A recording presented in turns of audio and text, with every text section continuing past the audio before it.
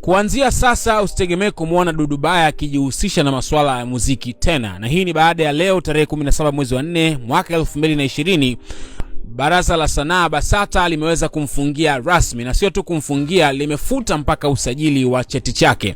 Unafahamu wasanii wote wanasajiliwa na BASATA ndio waweze kupata kile kibali cha kuweza kufanya kazi za sanaa nchini. So Dudu Baya alichofanyiwa ni kufutiwa kabisa usajili, hataonekana tena akifanya muziki.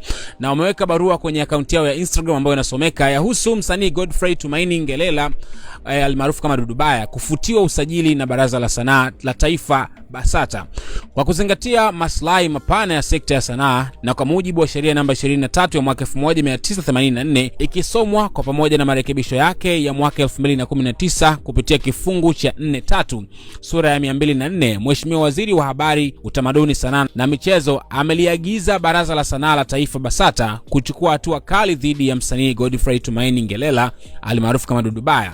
Vile vile kwa mujibu wa kifungu cha 4.2 sura ya 204 kinachotoa mamlaka kwa baraza kufanya jambo lolote kwa manufaa ya sekta ya sanaa kwa ujumla, BASATA limemfutia usajili msanii Godfrey Tumaini Ngelela almaarufu kama Dudu Baya kuanzia leo tarehe 16 mwezi wa 4 mwaka 2020, sambamba na cheti chake cha usajili chenye namba BST 2184 pia kimefutwa, na kuanzia sasa haruhusiwi kujishughulisha na shughuli zozote za sanaa hapa nchini wala kupata nafuu yoyote kutoka baraza kama msanii. Hii inatokana na kitendo cha msanii huyu kutumia lugha za matusi kwa wadau wa sanaa kupitia akaunti yake ya Instagram, huku akitambua fika kuwa yeye ni msanii aliyesajiliwa na BASATA.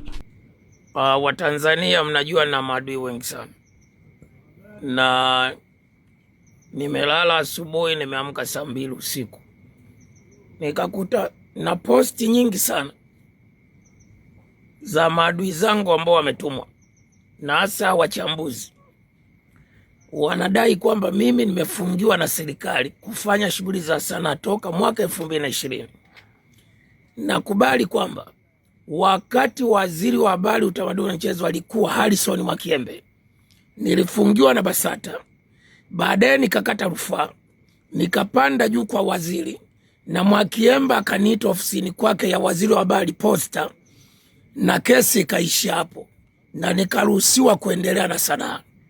Na ndio maana mpaka leo mimi ni msanii huru anayeruhusiwa kufanya sanaa kwenye taifa hili. Kwa hiyo wewe unayeeneza huo uzushi, tarehe 10 mwezi wa 7 pale Mlimani City nipo, na pale hatuwataki wale mnaojamba jamba ovyo. Pale wanakuja watu waliokaza. This is Mambas 24. We live your life. Mwanangu huna nizamu, huna nizamu. Mwanangu huna nizamu, huna nizamu. Nizamu, nizamu, nizamu, nizamu.